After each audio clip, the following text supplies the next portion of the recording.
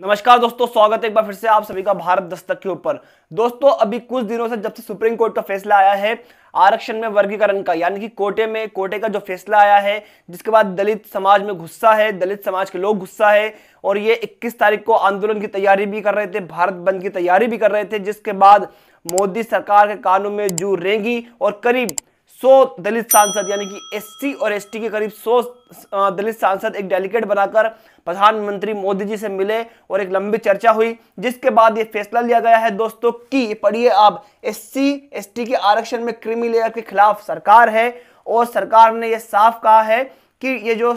आरक्षण मिला है ये डॉक्टर बाबा साहब आंबेडकर की देन है, उनके बनाए संविधान के अनुसार ही आरक्षण दिया जाएगा और एससी और एसटी में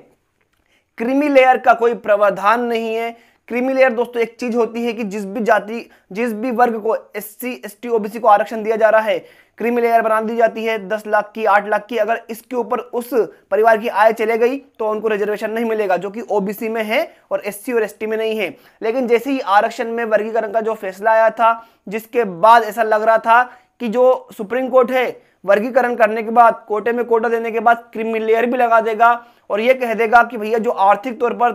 दलित अच्छे हो गए हैं, एससी और एसटी के लोग वो जो आर्थिक तौर पर मजबूत हो गए हैं, अब वो आरक्षण को कंसिडर नहीं कर सकते आगे, अब वो क्रीमी लेयर के ऊपर आ गए हैं। अब क्रीमी लेयर के नीचे वालों को आरक्षण दिया जाएगा जिनकी आय 8 लाख 5 लाख से कम हो, ऐसा कुछ बना दिया जाता और धीरे धीरे आरक्षण को खत्म कर दिया जाता।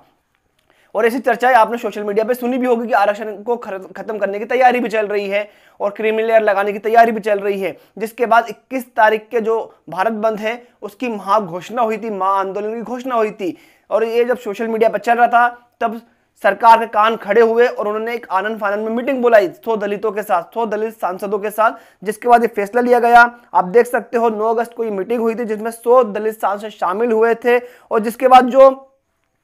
अश्विनी वैष्णव सूचना एवं प्रसारण मंत्री है, उनका एक बड़ा बयान आया है। वो क्या कहते हैं, एससी एसटी के लिए आरक्षण संविधान के अनुसार ही होना चाहिए और संविधान में एससी एसटी के लिए क्रीमी लेयर का प्रावधान नहीं है, क्रीमी लेयर नहीं लगा सकते, डॉक्टर बाबा साहब आंबेडकर के बनाए हुए संरचना के आधार पर ही आरक्षण दिया जाएगा। लेकिन दोस्तों जो आरक्षण में वर्गीकरण यानी कि कोटे में जो कोटे का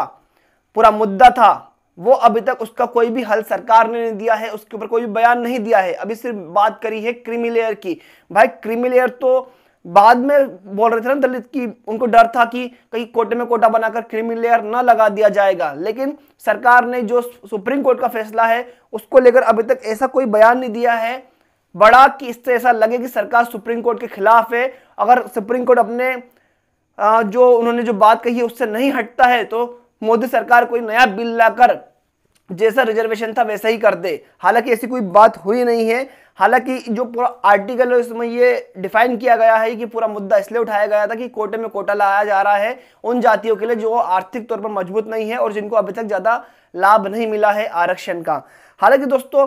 केंद्र सरकार का एससी और एसटी के आगे झुकना कि क्रीमी लेयर नहीं लगेगा, उसको डर था कि अगर 21 तारीख का ये महाआंदोलन बहुत ज्यादा सफल हो गया, जो हो भी सकता था क्योंकि एससी और एसटी में बहुत ज्यादा गुस्सा था जो सुप्रीम कोर्ट का फैसला था वर्गीकरण का लेकर।